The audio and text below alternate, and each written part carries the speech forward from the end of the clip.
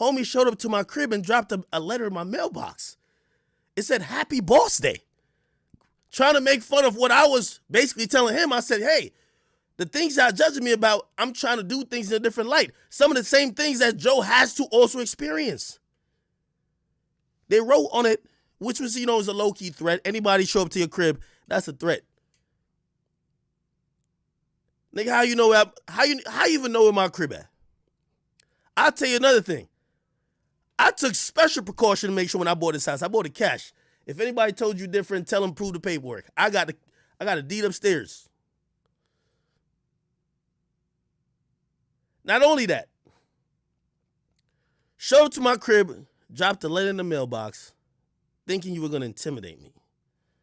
Well, at that point, you got to do something, nigga. I don't think you planned this out, Rory. You thought that there was another level where, like, you were going to get me scared and then I was going to just stop. No, I'm going to double down. And by the way, this is another reason, and by the way, I'm going to get into all this shit.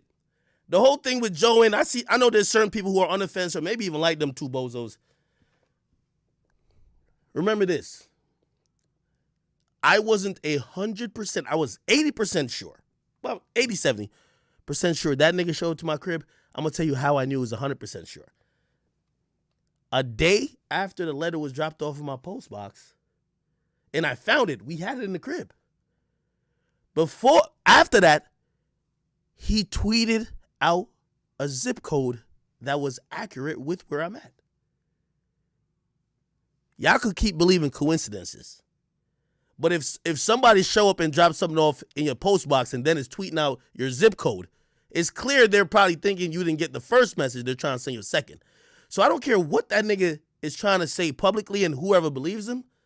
Right there, you fucked up and you crossed an egregious line. Anybody in this chat, if a nigga who's talking slick about you show up to your crib, what are you gonna do? I want everybody to, even if you're a woman, I want you to answer that question. Somebody show up to your crib, you don't know. I met that bozo one time at Joe's crib, and I saw him at Carl Cherry's party in LA because he was in there gawking, double-handing, dick sucking. And I went in there like, yo, Carl, my guy, I'm going to just come up in here and I don't like industry event. He asked me for a long time to come, and I seen that bozo in the elevator. It was me and 10 niggas. If it was really smoke, by the time he was really sneakness and it was nothing near what he did later, we could have packed him out, but I don't present that energy. I'm not about that. Y'all know what I'm about. Like, I don't ever present energy like that. It was him and like some chick. It was me and 10 niggas because I was moving in LA like niggas all wanted to kill me. That's how I was going. The nigga was in the elevator with me. I ain't saying nothing to him, but I knew he was kind of sneakness, and I'm like, I could check him here, but I'm like, I ain't gonna do it. I'm giving y'all the context for anybody who has any doubt. If one thing y'all will realize, Akademiks never, doesn't, will ever lie. I tell y'all the truth. The reason why, and by the way, this probably could even been handled civilly. But when you're lying about your part in people showing up to my place, you're not somebody who we could even accept an apology from, try to talk it out. Because he did try to get on the phone. He hit up people that hit up me to be like, yo, let's get on the phone. Why am I going to get on the phone if you're still in denial? You won't even admit what you did. I don't want to talk to you, brother. You crossed the line and now you're lying about it. And by the way, when pressed about it, he claimed his fiance at the time had Guyanese killers. I kid you not. Y'all keep getting at Joe. Joe, I'm going to tell you, matter of fact, I really want to play this. I want to play a song in this. And I thought Joe should have, I'm going to be honest. I thought Joe should have reached out and be like, yo, Ak, I'm going to handle this. Yo, this is what he's saying on his side. Joe's my guy who's the middle guy. But I think even Joe realized, and I heard it on the pod. We're going to play some of it. Yo, by the way, Joe, I ain't talked to Joe even today. I'm going to promote his Patreon. So, like, yo, if I use any clips, he got this episode exclusively available on his Patreon. Support him. But Joe has never, ever told me, ever, like, yo, Ak, yo, this is going on with them. We've never talked about them at all, ever. I'm telling you. Y'all know I don't lie. I don't got nothing to lie about. And because I'm putting this on the record, you know if something came out later, I would look like a fool. And I always like to tell the truth because no matter whatever comes out later in the future, I'll never look like a fool. I tell the truth first. Me and Joe never talked about these. Actually, I'll just tell it. And Joe, like, again, you kind of aired out whatever you say was transparent, so you know me, I'm going to keep it transparent.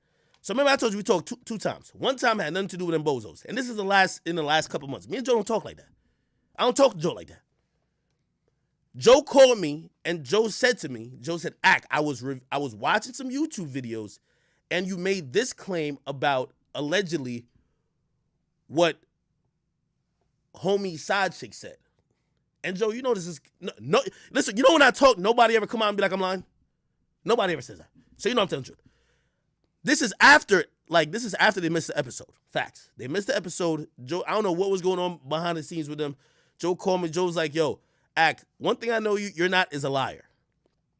You had mentioned in one of your rants, and I was going down a rabbit hole on YouTube, and you said, homie was complaining about his pay, or you heard through his side chick or whoever that is, right, that he was a little bit disgruntled about the pay. He's like, I'm only calling you just to see if, like, you weren't just saying that, right? Because I don't know you to be a liar. And I said to Joe, Joe, no, that's actually a fact. To be honest, I wanted to ask Joe, like, yo, what's going on with him? Because y'all just took a day off. I ain't know nothing was going on. I promise y'all. So I want y'all to get that out of y'all mind. Joe ain't feed me no information. None of that type of shit. If anything, Joe is calling me like, yo, I heard you said some shit like, what's going on? I'm going to be honest with you. Let me even give y'all the update. You know how I found out these bozos was playing another strike? Yo, Mealy Moore, your homie hit me up and told me, I won't say no name, nigga. Your homie hit me up, bruh. Rory, your side chick gave it up, bruh. Joe ain't tell me shit. Joe ain't have to tell me shit. And you know how, listen, I always felt bad going at you bozo niggas because I love Joe. I really love Joe. And I've grown so much respect for, like, even though we've gone our separate ways and doing a show together, I see what he's doing. And I think he sees what I'm doing. And my love for him and even adoration because he does shit that I'll never do. And I'll tell him, I'm like, I'll never. We had mad conversation about, like, how we dealt with, certain companies. I'm like, yo, Joe, I wouldn't do it like that. And we have our reasons and we disagree or whatever, and it's cool. But for all the information that I heard, Rory, your side chick gave that up. Rory, people you called in the industry gave that up. Rory, I know 3 to 4 people you was calling bitching about Joe, my nigga. And by the way, when Joe called me, he asked about that. I even brought up, I said, Joe, I'm going to keep it real with you. I'll explain more about the side chick shit because I don't know who, like, she not connected to the industry like that. But the other people who that nigga is ranted to in the industry, I won't mention their name. Like, I'm not going to tell you who that is. Because those people told me, like, yo, Ak, I see what's going on. Like, don't say I told you, but, like, yo, them niggas is, yo, that dude Rory called me and he complained about Joe. This is multiple dudes. So if y'all thinking that Joe gave me thing, I'm telling y'all know academics don't lie. Joe Budden never told me. I'm so real. The only thing, because I did kind of slight. I didn't really want to ask him all the way after I told him about the side chick shit. I was like, yo, everything cool over there? And he was like, it looked like homie's disgruntled. That's what I said about Rory. And he said, you know how it is. You know people are emotional. That's it. I promise you, that's it. Then we talked about Complex. We talked about some other shit. We talked about just the landscape in general. We talked about probably like Dave Chappelle. Ask Joe, I ain't got time to be lying. This is exactly how it went down. Everything good with you. Everything good with me. Yo, some creator shit. We start, kind of like, it's always like we kind of challenge each other, like, ideology and philosophy on and perspective on certain shit. And then we hung up. That's it. I promise you. So if you are in here and you think that Joe told me a motherfucking thing, no. And if he did, I would have told y'all niggas. I would have been like, now, here's the thing where people are really dumb. And this is why I felt like Joe had to violate them niggas today. You know why Joe had to violate them? Because the audience, his audience, completely turned on him. they started believing he's this horrible person. Y'all been following him for 7 years. The reason why I gave some context to me and Joe is that, listen, I know who Joe is and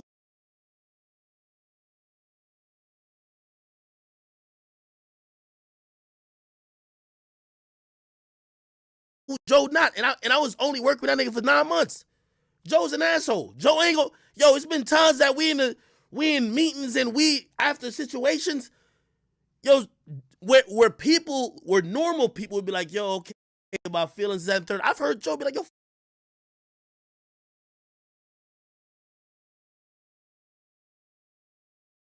fuck that feelings, nigga. If you gonna be on your feelings, leave, nigga. Straight up. Told me that. Told Nadeska that. Ask Nadeska. We were in a meeting after Ray J. Ray J had some shit. We brought Ray J on the show. Joe ain't really want Ray J on the show. The episode was whatever. We got into it. We had a meeting right after that because it was just like really conflicted on how we were getting guests because we had a voting system and Nadeska was, you know, she felt a certain way about certain shit Joe said. And I'm gonna be honest, Joe was like, nigga, leave. That was one of the times we separated. There was times when I came on Twitch and I was giving my side, but truth be told, I didn't say to Joe, or we weren't having those powwows there because I didn't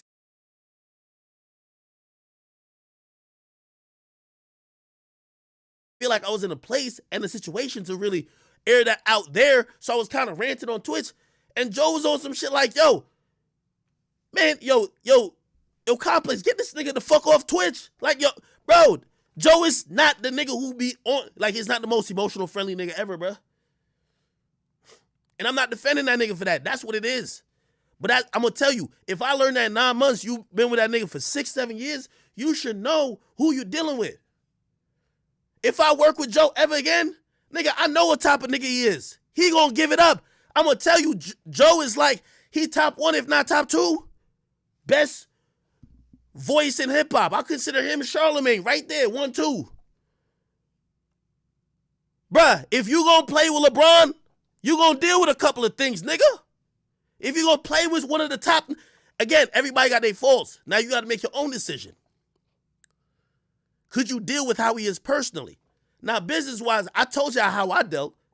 I don't care how great Joe is. Like, his greatness don't translate to my business. That's fine.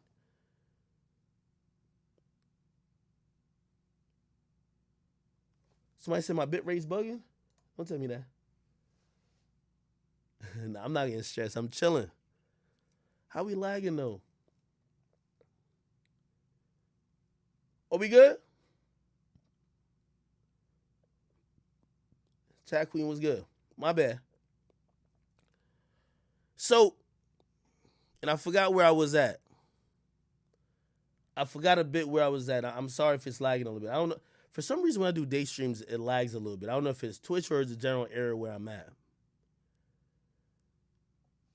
The point of what I'm saying is that we all know Joe. Let me give you one of the things. And this is why I looked at them and I'm like, yo, you know why Joe had to air them out like that today?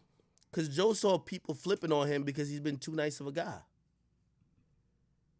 At his worst with me and Joe, and shit, we had times that was a little whatever.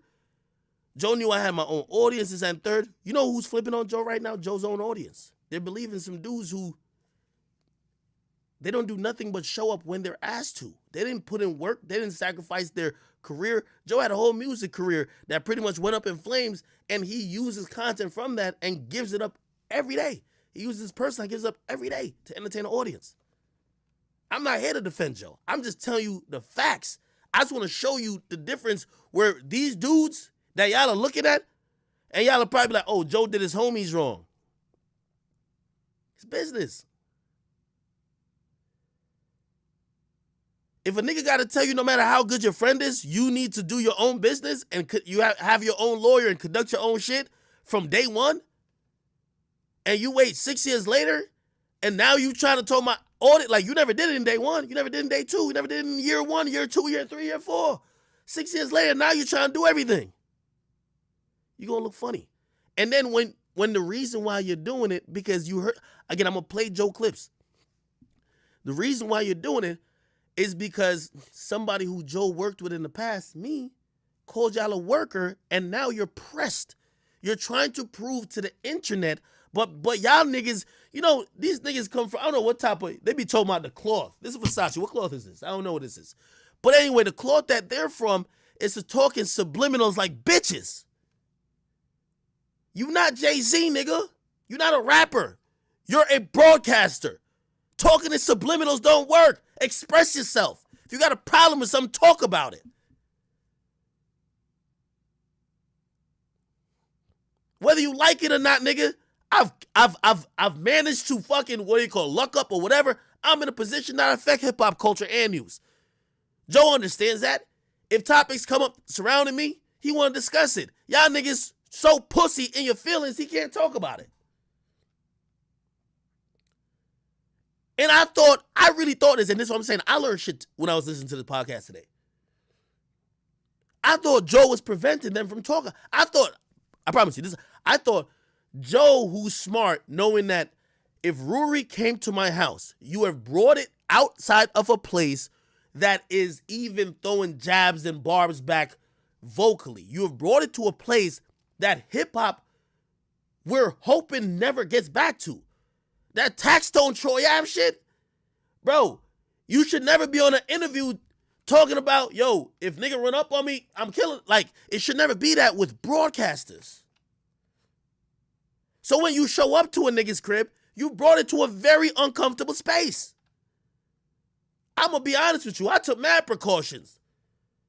Rory, you probably showed up to my crib afterwards. I got gates, electrical, fences, additional cameras, everything. We got to prepare because you brought it into real life. Nobody was doing that before you. You don't want to take any accountability. So at that point, Joe can't mediate some shit. You can't try to do some shit in real life and Joe's gonna laugh it off with me. That's not how it is. So at that point, he's trying to leave it to your own devices. I thought that Joe probably told y'all, yo, bro, you already fucked up by doing some shit like that. I'm gonna keep it real because, Joe always says he wants to stay out of street shit and blah, blah, anything that could really result in shit. I thought Joe was saying, I don't want y'all to talk about this man on my podcast anymore because if anything y'all say about him that is of negative or ill will, and then something happens, it will be used in court. So I thought that's the reason why they never brought me up, and it's cool. I never knew that y'all niggas are behind the scenes with Joe, like, yo, why you so friends with him? Why?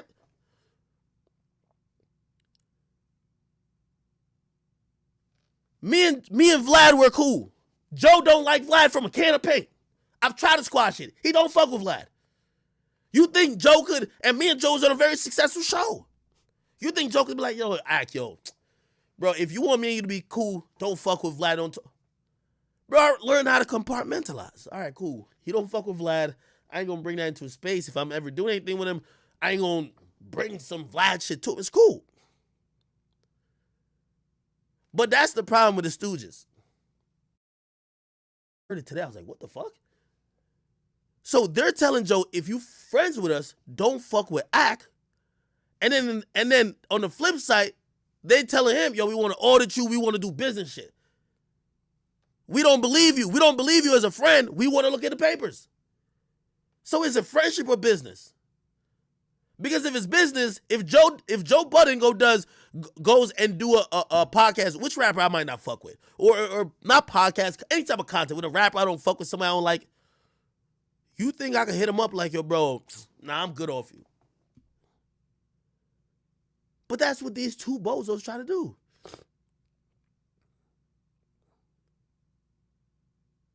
That's what these two bozos tried to do. Now, I'm going to say a few more things before I get into the clip because we're going to break this down. We're going to break this down like a fucking fraction in algebra. Okay? But I'm going to just say this overall, especially to Rory. You let your ego ruin something that was good for you.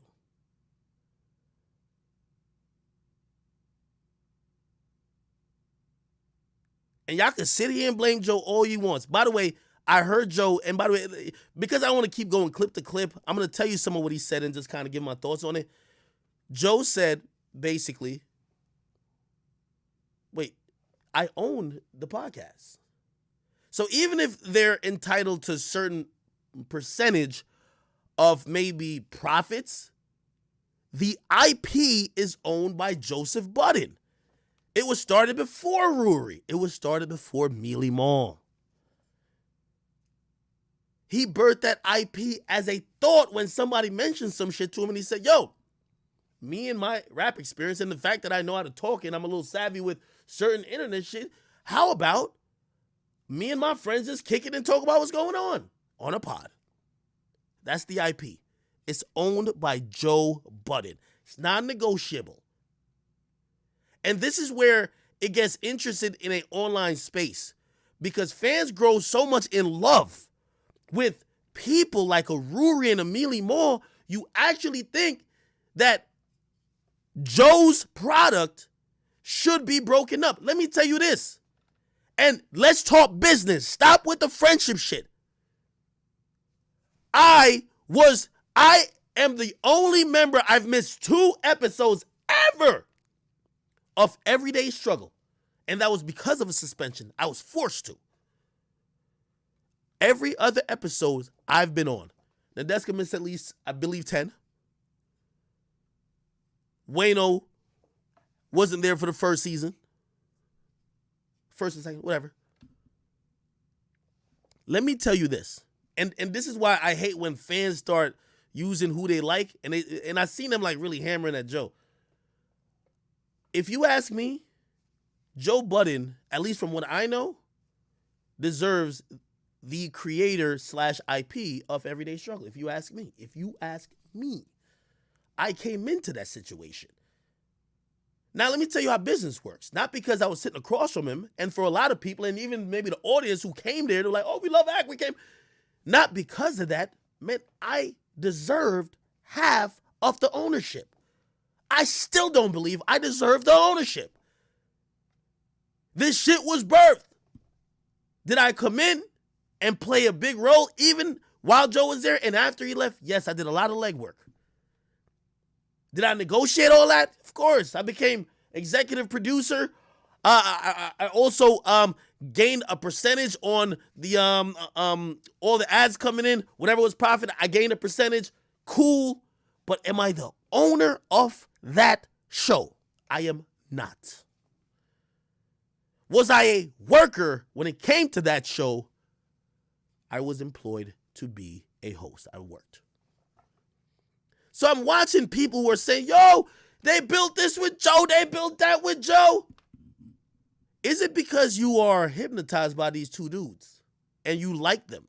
Because here's the thing. I always said this, and this went into my whole soliloquy about why these dudes were irrelevant. I said, if Joe Budden gets on camera, but by the way, let me just start off, Rip. These dudes have never proved their worth without Joe Budden not sitting next to him. How do you know your worth? How do you know your worth? You've never shown people, hey, I'm a valuable asset when it's just me alone on a mic. Hey, I'm a valuable asset when it's just me and Mealy Mall off and alone off Joe Budden's podcast or off Joe Budden's network. You've never established your worth.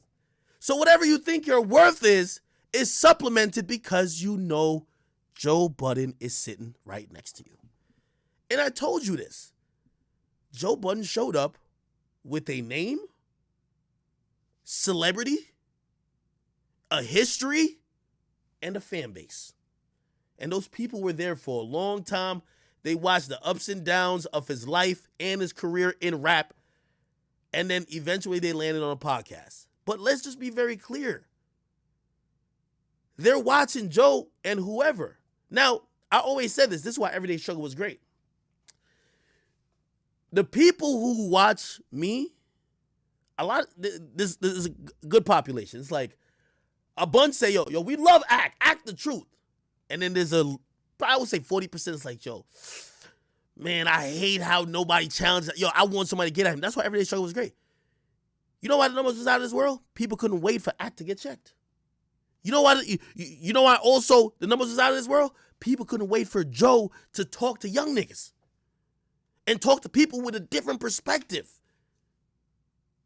So it was the best of both worlds. I brought in the people who like me, but the people who dislike me, they finally got somebody to root for. Joe.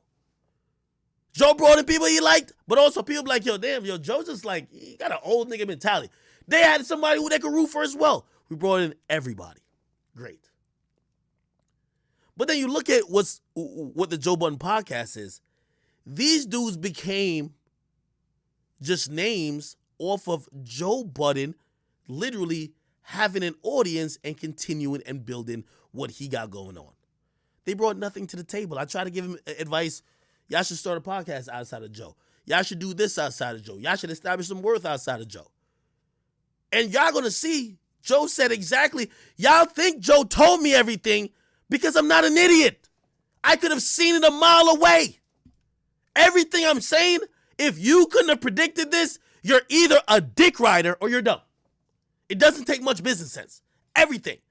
They have no leverage and they're negotiating with Joe. They're hoping Joe's own fans turns on him for them. The smartest thing Joe could have done. And by the way, Joe, I'm going to tell you this right now. Always having an auxiliary podcast. Always bringing guests. Even the new dudes. No disrespect to them. Every couple of weeks, bring 2 other new dudes around. You know why? Everybody eventually feels themselves.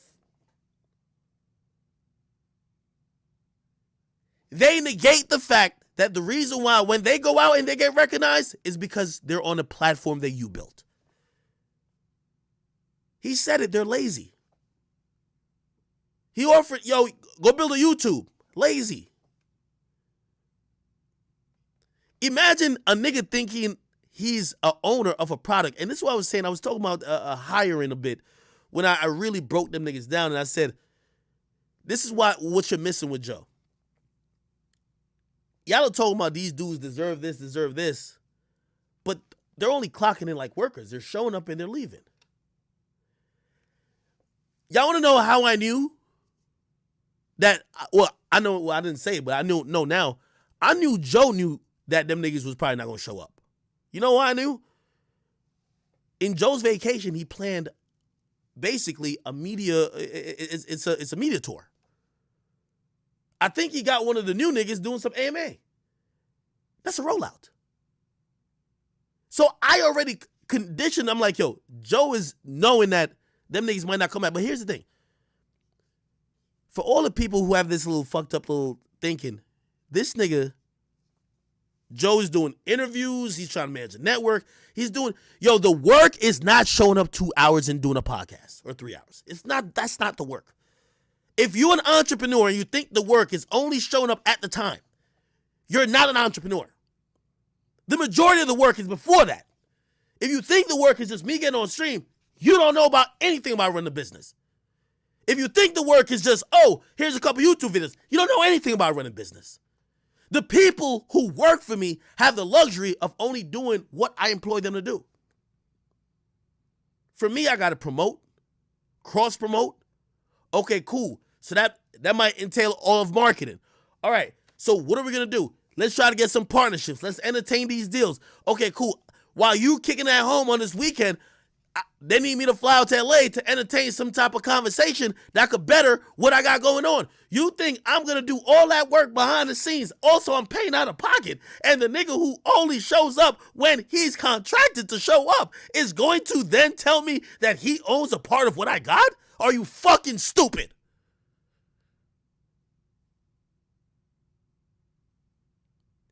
Joe didn't have to tell me shit. It was obvious. They put themselves in that position. And y'all can say all y'all want about, Joe's acting like how Spotify act. You want me to tell you the big difference between that?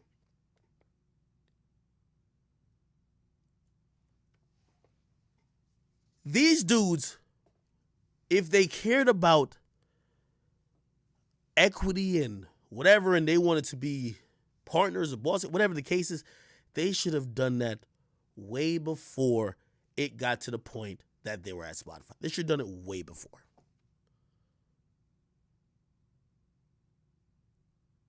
And by the way, I have some blame for Joe. I think Joe allowed them niggas. And by the way, Joe, this is all your fault.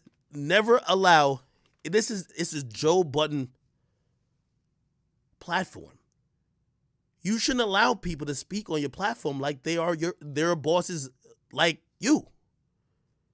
So, because once the audience believed that, they felt entitled to start requesting shit like they were bosses from you.